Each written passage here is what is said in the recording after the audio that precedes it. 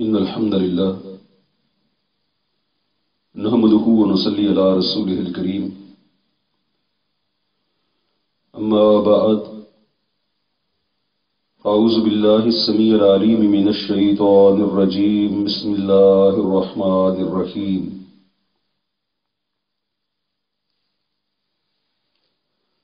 آج ہم قرآن حکیم سے سورہ انشقاق ترجمہ اور تفسیر کے ساتھ انشاءاللہ تعالی الرحمن پڑھیں گے۔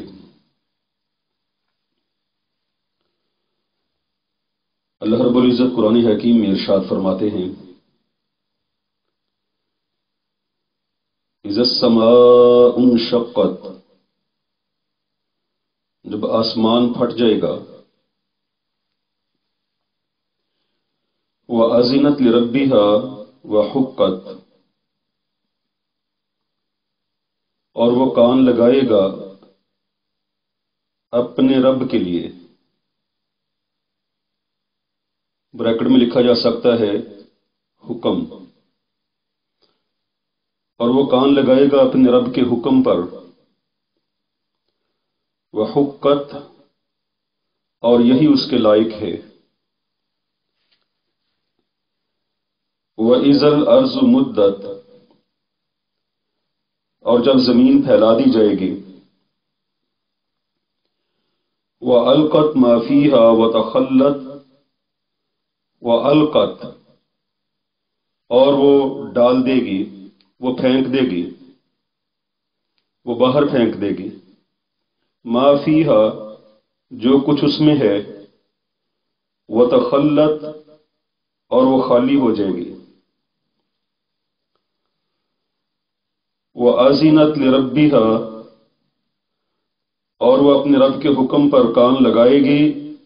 وَحُقَّتْ، اور یہی اس کے لائق ہے۔ یا ایھا الانسان، اے انسان، انک کادح الی ربک کدحا فملاقی،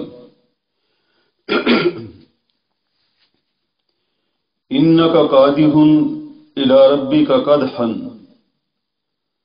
تو سخت مشقت کرتے کرتے اپنے رب کی طرف جانے والا ہے۔ فملاقی، پس تو اس سے ملاقات کرنے والا ہے، اس سے ملنے والا ہے۔ فَأَمَّا مَنْ أُوتِيَ كِتَابَهُ بِيَمِينِهِ، پس رہا وہ آدمی جس کو دیا گیا اس کا اعمال نامہ، بے یمینہ ہی، اس کے دائیں ہاتھ میں۔ فَسَوْفَ يُحَاسَبُ حِسَابًا يَسِيرًا، تو ان قریب لیا جائے گا اس کا حساب، حسابًا یسیرا، انتہائی آسان حساب کی صورت میں۔ سو اس کا محاسبہ آسان حساب کی صورت میں کیا جائے گا۔ وَيَنْقَلِبُ إِلَىٰ أَهْلِهِ، اور وہ لوٹے گا اپنے گھر والوں کی طرف، مسرورا، خوش خوش، خوشی کی حالت میں۔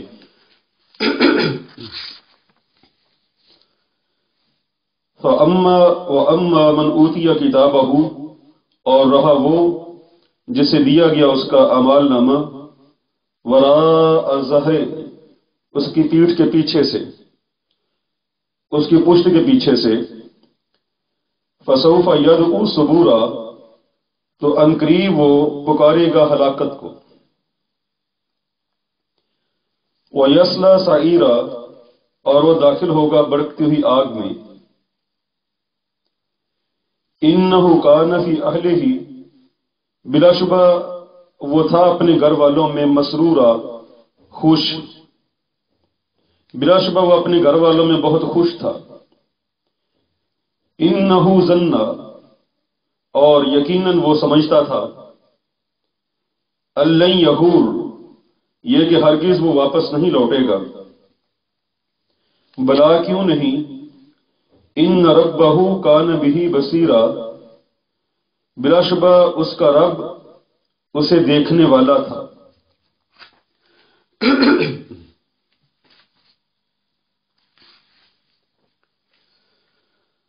دوبارہ سنیے، اذا السماء انشقت، جب آسمان پھٹ جائے گا، وَأَذِنَتْ لِرَبِّهَا، اور وہ اپنے رب کے حکم پر کان لگائے گا۔ اذنت واحد مؤنث غائب کا صیغہ ہے، اذینہ، اذینہ سے سننا، کان لگانا، اور وہ کان لگائے گا اپنے رب کے حکم پر، وحقت، اور یہی اس کا حق ہے، یہی اس کے لائق ہے۔ حقت یہ بھی واحد مؤنث کا صیغہ ہے مجہول کا، کہ وہ ثابت کی گئی، وہ اسی کے لائق ہے، اسی لائق بنائی گئی ہے۔ وَأَذِنَتْ لِرَبِّهَا، اور وہ اپنے رب کے حکم پر کان لگائے گا، وحقت، اور یہی اس کا حق ہے، یہی اس کے لائق ہے۔ وَإِذَا الْأَرْضُ مُدَّتْ، اور جب زمین مدت پھیلا دی جائے گی، مدن کھینچنا، پھیلا دینا کسی چیز کو، دراز کر دینا، تو مدت یہ بھی واحد مؤنث کا صیغہ مجہول کا، کہ وَإِذَا الْأَرْضُ مُدَّتْ، اور جب زمین پھیلا دی جائے گی، وَأَلْقَتْ، اور وہ ڈال دے گی، وہ پھینک دے گی، باب فعال سے ڈال دینا، کسی چیز کو نکال کے پھینک دینا۔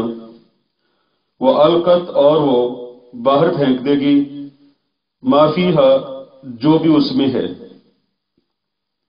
یہاں ما موصولہ ہے، اس سے اس کا معنی کر رہے ہیں جو۔ وَأَلْقَتْ مَا فِيهَا، اور وہ باہر پھینک دے گی جو کچھ اس میں ہے، وَتَخَلَّتْ، اور وہ خالی ہو جائے گی۔ وَأَذِنَتْ لِرَبِّهَا، اور وہ اپنے رب کے حکم پر کان لگائے گی، وَحُقَّتْ، اور یہی اس کا حق ہے، یا دوسرا معنی اور یہی اس کے لائق ہے۔ یا ایھا الانسان، اے انسان، انک، بلا شبہ تو، قادح الی ربک قدحا، سخت مشقت کرتے کرتے اپنے رب کی طرف جانے والا ہے۔ قادح یہ اسم فاعل کا صیغہ ہے، خوب کوشش کرنا، مشقت جھیلنا، اپنے آپ کو زخمی کر دینا۔ قادح مشقت سے جانے والا، الی ربی کا اپنے رب کی طرف، قدحن یہ پیچھے قادح کی تاکید کے لیے ہے، یعنی کہ خوب مشقت کرتے کرتے۔ اس سے ترجمہ کیا ہے ہم نے سخت مشقت کرتے کرتے، تو سخت جو ترجمہ ہے نا، جیسا کہ پیچھے بتایا جا چکا ہے کہ بعد میں بعض دفعہ جو اس طرح سے ایک مصدر آتا ہے جس کا تعلق اسی فعل سے ہوتا ہے جو پیچھے ذکر کیا گیا ہے، تو وہ عمومی طور پر تاکید کے لیے آتا ہے، جیسے یہاں قادح اور اس کے بعد ہے قدحن، تو دونوں کا ملا کے ترجمہ کرتے ہیں۔ اگر اس میں تاکید کا معنی پیدا کرنا ہو تو قادح قدحن، یعنی سخت مشقت کرتے کرتے جانے والا ہے، کس طرف؟ الی ربی کا، اپنے رب کی طرف۔ فملاقی، بس اس سے ملاقات کرنے والا ہے۔ صیغہ ہے اتنا ملاقی، ملاقات کرنے والا۔ فا کا مطلب ہے پس، اور آخر میں جو ہو ضمیر ہے وہ اللہ تعالیٰ کی طرف راجع ہے، اس سے، یعنی اللہ سے ملاقات کرنے والا ہے۔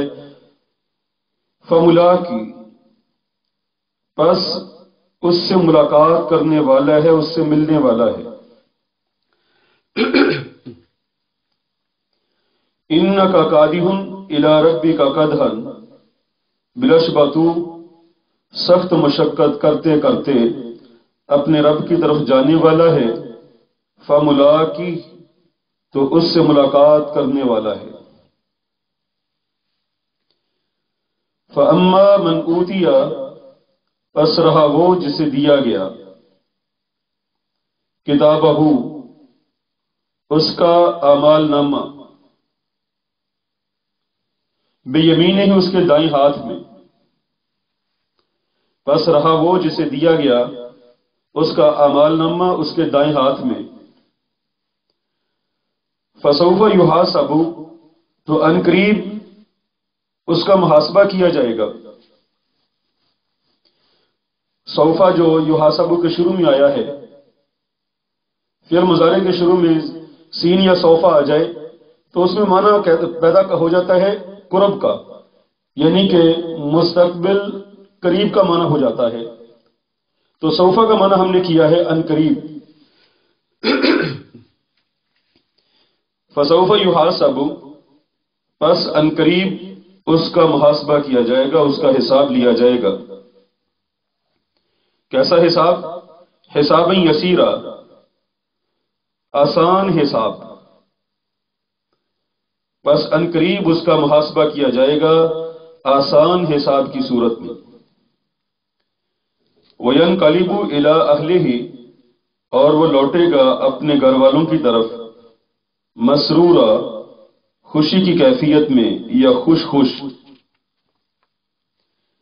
وَأَمَّا مَنْ أُوتِيَ كِتَابَهُ وَرَاءَ ظَهْرِهِ، اور رہا وہ جس کو دیا گیا اس کا اعمال نامہ اس کی پشت کے پیچھے سے،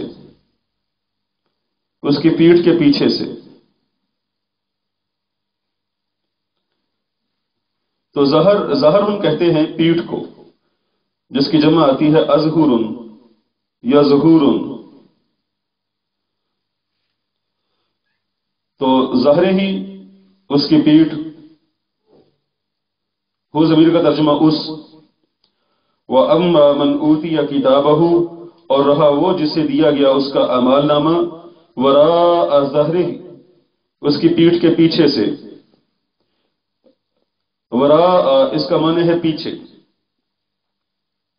اس کا معنی ایک ہوتا ہے علاوہ بھی۔ فسوف یدعو ثبورا، سوفا کا ترجمہ ابھی پیچھے گزرا ہے، کیا ہے بلا؟ ان قریب۔ فسوفا تو ان قریب، یدعو وہ پکارے گا، وہ بلائے گا، ثبورا ہلاکت کو۔ ثبور کہتے ہیں ہلاکت کو، دتکار دیے جانے کو، محروم کیے جانے کو۔ تو یہاں ہم اس کا ترجمہ کر رہے ہیں ہلاکت کا، جو سیاق و سباق کے اعتبار سے یہی مناسب یہاں معلوم ہوتا ہے۔ فسوف یدعو ثبورا، تو عنقریب وہ پکارے گا ہلاکت کو، وَيَصْلَىٰ سَعِيرًا، اور وہ داخل ہو جائے گا بڑکتی ہوئی آگ میں، یعنی جہنم میں۔ إِنَّهُ كَانَ فِي أَهْلِهِ، بلا شبہ وہ کان تھا، فی اہلہ اپنے گھر والوں میں، مسرورا خوش، بلا شبہ وہ اپنے گھر والوں میں خوش تھا۔ انہو ظن، اور بلا شبہ اس نے سمجھ لیا تھا، اس نے سمجھا تھا، اللن یحور، یہ کہ ہرگز وہ واپس نہیں آئے گا، یا ہرگز وہ واپس نہیں لوٹے گا۔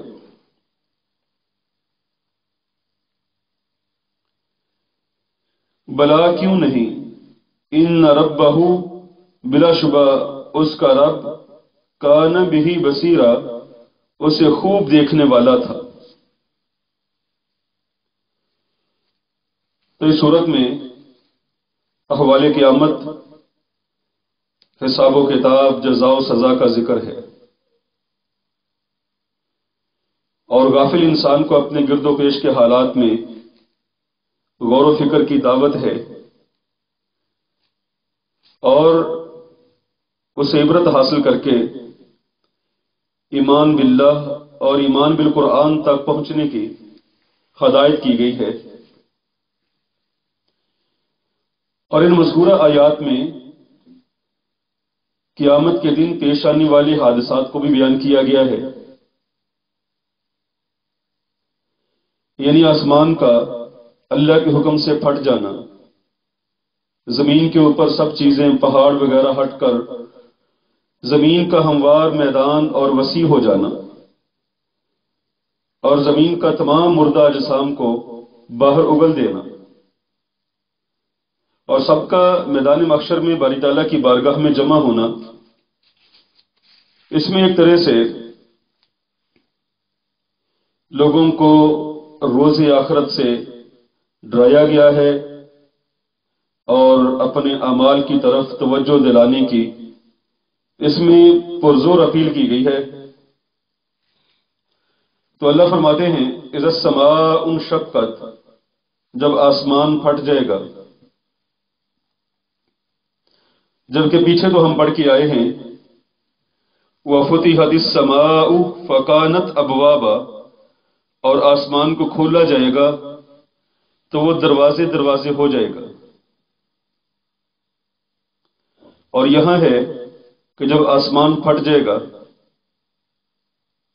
دونوں آیات کے اندر کوئی تعارض نہیں ہے، مطلب یہ ہے کہ آسمان ایک شدید زلزلے کے ساتھ پھٹے گا، اور جیسے زلزلہ سے ایک بہت بڑی عمارت جب ہلتی ہے تو اس میں بڑے بڑے شگاف رونما ہو جاتے ہیں جیسے دروازے بن گئے ہوں، تو اتنا بڑا آسمان جس میں لاکھوں کروڑوں ستارے سیارے گردش کر رہے ہیں، جن میں یہ زمین جو ہمیں بہت بڑی دکھائی دیتی ہے ایک معمولی سا سیارہ ہے، تو اتنا بڑا آسمان جب یہ پھٹے گا تو اتنی شدت سے یہ امر رونما ہوگا کہ اس میں بہت بڑے بڑے شگاف پڑ جائیں گے، اور آسمان میں اس پھٹنے کی وجہ سے بڑے بڑے شگاف ایسے لگیں گے جیسے دروازے کھل گئے۔ تو اس سے کہا کہ جب آسمان کو کھولا جائے گا تو وہ دروازے دروازے ہو جائے گا، یعنی جب پھٹے گا تو شدت سے بہت بڑے بڑے دروازے اس میں رونما ہوں گے، اور یہ بھی مانا ہو سکتا ہے کہ وہ دروازے جو آسمان کی جانب جاتے ہیں اس پھٹنے سے وہ دروازے خود بخود کھل جائیں گے۔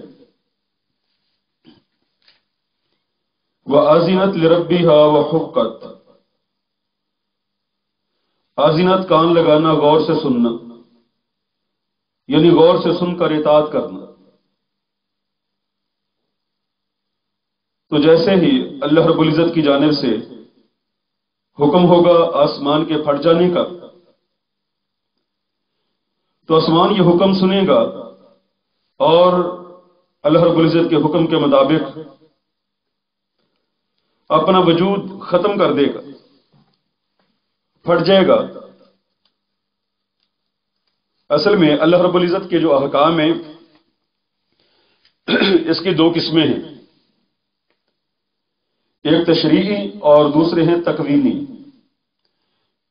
تکوینی تا کاف واو یا نون یا، تکوینی۔ جو تشریعی احکام ہیں وہ تو شرعی قوانین ہیں جن کے جن و انس مکلف ہیں، اور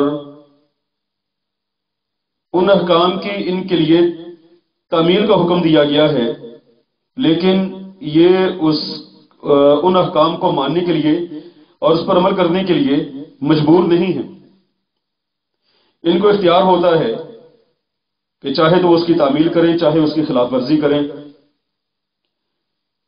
جیسے اللہ رب العزت نے نماز کا حکم دیا ہے، روزہ رکھنے کا حکم دیا، زکوٰۃ کا حکم دیا۔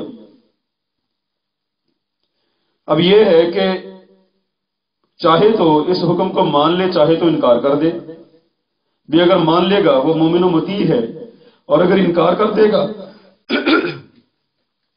تو وہ کافر ہے، نافرمان ہے، گنہگار ہے، باری تعالیٰ کے عذاب کو وہ برداشت کرے گا اور اس کو یہ عذاب برداشت کرنا پڑے گا۔ اور کچھ احکام ہیں جو احکام ہیں تکوینی، یہ وہ احکام ہیں جن میں کسی بھی قسم کی خلاف ورزی کرنے یا دم مارنے کی گنجائش نہیں ہوتی۔ ان کی تعمیل تمام مخلوقات پر جبری ہوتی ہے۔ تو یہاں یہ جو حکم ہے کہ آسمان پھٹ جائے گا اور وہ اپنے رب کے حکم پر کان لگائے گا اور زمین کو پھیلا دیا جائے گا، جو کچھ اس میں ہے زمین نکال کے باہر پھینک دے گی، تو یہ حکم ہے حکم تکوینی۔ یعنی جب اللہ رب العزت یہ سلسلہ ختم کرنا چاہیں گے کہ موجودہ آسمان جو ہے یہ ختم کر دیا جائے، یہ پھٹ جائے، اللہ کا حکم ہوگا اور اس پر نہ زمین نہ آسمان اس میں سر منہ انحراف نہیں کر پائیں گے۔ اور اسی طرح جب اللہ رب العزت کا حکم ہوگا کہ زمین اپنی اندر جتنے موجود اجسام ہیں وہ تمام اجسام کو باہر پھینک دے،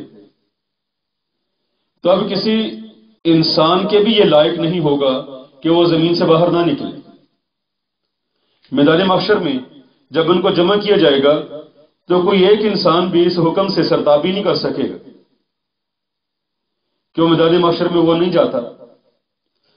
یعنی یہ احکام جو ہیں یہ ایسے ہیں کہ جن میں ہر حال میں بندوں نے اور جتنی مخلوقات ہیں انہوں نے تعمیل کرنی ہی کرنی ہے، تو اس کو کہتے ہیں تکوینی احکام۔ اللہ رب العزت ارشاد فرماتے ہیں آسمان اپنے رب کے حکم پہ کان لگائے گا اور اس کا حق بھی یہی ہے، اور زمین پھیلا دی جائے گی۔ یعنی جس طرح چمڑے کو کھینچا جائے تو اس کی تمام شکنیں اور اونچ نیچ ختم ہو جاتی ہے اور طول و عرض میں پھیل جاتا ہے، اسی طرح زمین سے پہاڑ، سمندر، ہر قسم کی بلندی و پستی ختم ہو جائے گی، اور جس سے وہ ہموار ہو کر پھیل جائے گی، اور اس میں آدمیوں کے کھڑے ہونے کی گنجائش بہت زیادہ ہو جائے گی۔ جب زمین کو پھیلا دیا جائے گا وَأَلْقَتْ مَا فِيهَا وَتَخَلَّتْ، اور جو کچھ بھی اس میں ہے وہ سب نکال کے باہر پھینک دے گی اور خالی ہو جائے گی۔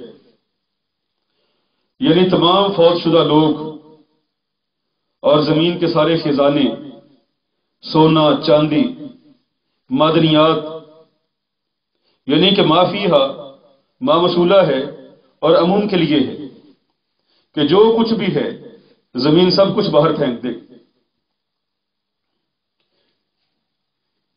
تو انسان یہ جب زمین سے باہر نکلے گا یہ سونا چاندی اپنے سامنے ڈھیر لگے ہوئے دیکھے گا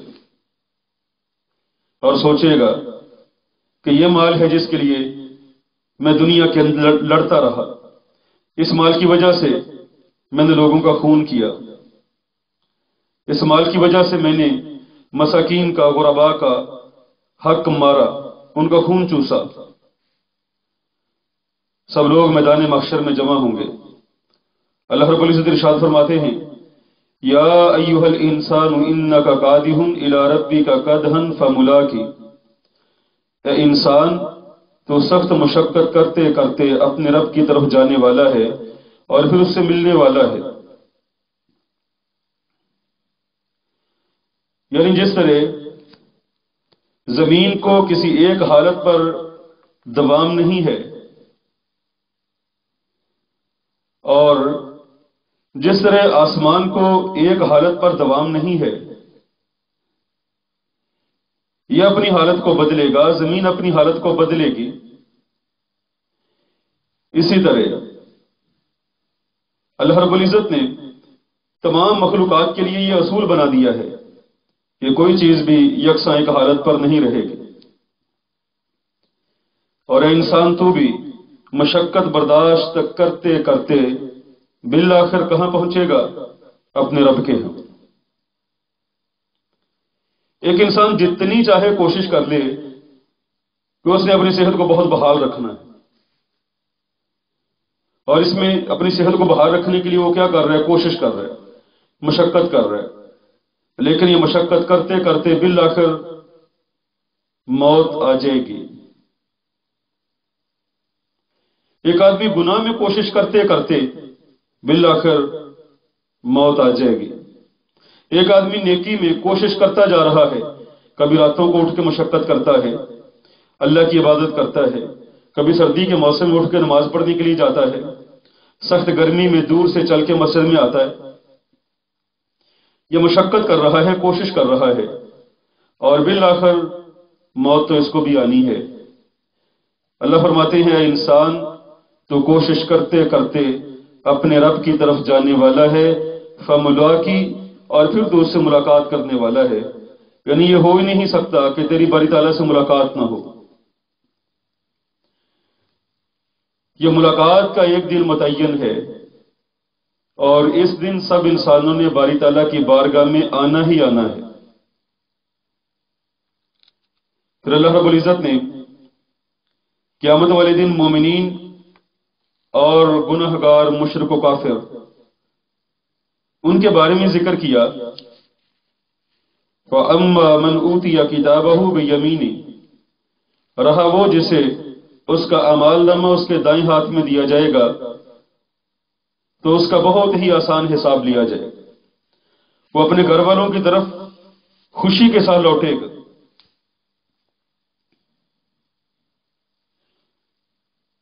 اور دوسرا بندہ جو گناہگار ہے، فرمایا وَأَمَّا مَنْ أُوتِيَ كِتَابَهُ وَرَاءَ ظَهْرِهِ، گناہگار، نافرمان، اللہ کا باغی، کافر، مشرک، اس کو جب اعمال نامہ دیا جائے گا تو اعمال نامہ بھی اس کی پشت کے پیچھے سے دیا جائے گا.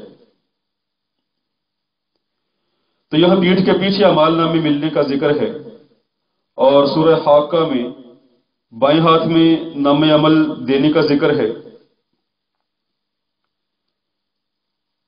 تو اس میں سمجھ یہی آتی ہے کہ ان مجرموں کے ہاتھ پیچھے بندھے ہوئے ہوں گے جہاں انہیں بائیں ہاتھ میں اعمال نامہ دے دیا جائے گا. اور بعض یہ بھی اس کا ترجمہ کرتے ہیں کہ ان کو بائیں جانب سے ان کے سامنے آ کے بھی اعمال نامہ نہیں دیا جائے گا، کہ جیسے ایک آدمی سے انتہائی ناراضگی میں اور اس کو حقارت کے ساتھ نظر انداز کرتے ہوئے کوئی چیز پکڑائی جاتی ہے پیچھے سے، تو ان کو پیچھے سے اعمال نامہ دیا جائے گا، اور یہ اعمال نامہ دیا جانا ہی ان کو بتا دے گا کہ آگے معاملہ بہت سخت ہے. اسے جیسے ہی نامہ عمل ملتا ہے، مومن اور کافر کی کیفیت دیکھیں کہ مومن ابھی اعمال نامہ اس سے بڑا نہیں ہے، اس کو اعمال نامہ دیا گیا ہے اور اس کو اندازہ ہو گیا یحاسب حسابا یسیرا کہ اس کا حساب آسان ہی لیا جائے گا. اعمال نامہ ملتے ہی وہ خوشی سے اپنے گھر والوں کی طرف لوٹتا ہے. جبکہ کافر اور فاسق و فاجر جیسے ہی اس کو اعمال نامہ دیا جاتا ہے تو اعمال نامہ دیے جانے کی کیفیت ہی ایسی ہے، اس کی پشت کے پیچھے سے اس کو پکڑایا جا رہا ہے، تو وہ سمجھ لیتا ہے کہ اب آگے معاملہ آسان نہیں. فَسَوْفَ يَدْعُو ثُبُورًا، وہ ہلاکت کو پکارے گا، اے کاش مجھے موت ہی آ جاتی. اللہ فرماتے ہیں موت تو یہاں نہیں آئے گا، قیامت والے دن موت کی بھی موت ہے، موت بھی ختم ہو جائے گی. وَيَصْلَىٰ سَعِيرًا، وہ بڑکتی ہوئی آگ میں داخل ہوگا. اور کیوں؟ اس لیے کہ یہ دنیا میں اپنے گھر والوں کے اندر بڑا خوش خوش زندگی گزارتا تھا، اللہ رب العزت کے احکامات کو پسے پش ڈالتے ہوئے، کہ دنیا میں اس نے اللہ کے احکام کو پشت پیچھے ڈال دیا. آج ہم اسی پشت کے پیچھے سے اس کو نامہ عمل دیں گے. اور جو مومن آدمی ہے، جیسا کہ حدیث مبارک میں آتا ہے الدنیا سجن المومن وحلوۃ الکافر، دنیا مومن آدمی کے لیے قید خانہ ہے اور کافر آدمی کے لیے بڑی شیریں اور میٹھی ہے. کہ کافر تو یہاں مزے کرتا ہے، وہ سمجھتا ہے کوئی حساب و کتاب نہیں، کوئی پوچھنے والا نہیں ہے، اور مومن آدمی وہ ایسے زندگی گزارتا جیسے قید خانہ میں، کہ قید خانہ میں بندے کی اپنی مرضی نہیں چلتی. اس کا سونا اپنی مرضی سے نہیں ہے، جاگنا اپنی مرضی سے نہیں ہے، وہ قواعد و ضوابط کا پابند ہے، تو مومن آدمی گناہ سے بچتے ہوئے اور اپنے دامن کو گناہوں سے بچا بچا کے دنیا کے بازار سے گزرتا ہے، ایسے جیسے قید خانہ میں وہ زندگی گزارتا۔ اور کافر آدمی انہ کان فی اہلہ مسرورا، وہ تو اپنے گھر والوں میں بڑا خوش تھا، اور یہاں تک کہ اللہ رب العزت کے احکامات کی نافرمانی کرتے ہوئے اس سے یہاں تک سمجھ لیا تھا انہ ظن ان لن یحور، کہ بلا شبہ وہ کبھی نہیں لوٹے گا، وہ اپنے رب کی طرف کبھی واپس نہیں ہوگا۔ اللہ فرماتے ہیں یہ کیسے ہو سکتا ہے؟ بلا کیوں نہیں، کیوں نہیں لوٹے گا، کیوں نہیں اس کا نام عمل اس کو دیا جائے گا، اس کا حساب و کتاب کیوں نہیں ہوگا؟ ان ربہ کان بہ بصیرا، اس کا رب اسے خوب دیکھنے والا تھا، اس کے ایک ایک عمل کو نوٹ کیا جا رہا تھا۔ اور جب یہ سارے اعمال نوٹ کیے جا رہے تھے تو آخر کس لیے؟ یہ اس لیے نوٹ کیے جا رہے ہیں کہ یہ سارے اعمال، اقوال، احوال، یہ سب قیامت والے دن بندے کے سامنے کر دیے جائیں گے۔ وہ تو اللہ رب العزت نے اس کو مہلت دے رکھی تھی کہ کبھی وہ لوٹ آئے اور توبہ کر لے، لیکن اس نے اسی مہلت کو اپنے لیے گناہ کا ذریعہ بنا لیا، اور گناہ کرتے کرتے ہی اچانک موت آ گئی۔ اور آج کیفیت کیا ہے؟ نام عمل پشت کے پیچھے سے دیا جا رہا ہے، اور فسوف یدعو ثبورا، وہ ہلاکت کو پکار رہا ہے۔